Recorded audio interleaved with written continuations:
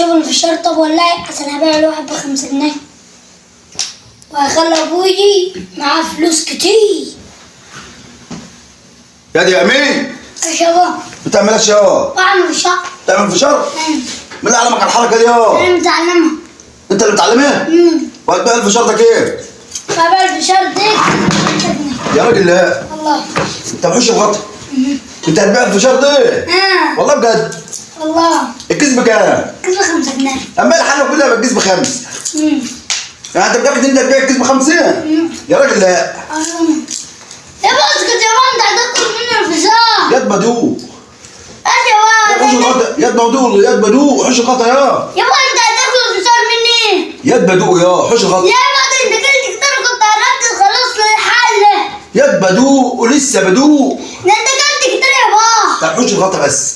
اه حوش الغطا يا امي. هو احنا لينا الا بعضنا؟ دوق كده. انا داير. هو انت هتبيع الكيس بكام؟ 5 جنيه. يا راجل لا. والله. طب كل معايا.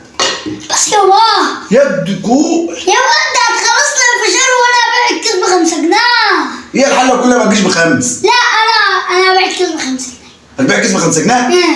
تجيب الحله كلها ب5 ايه؟ لا انا هبيع في 3 وحدات ب5 جنيه. 3 وحدات ب5 جنيه؟ يا راجل لا. والله.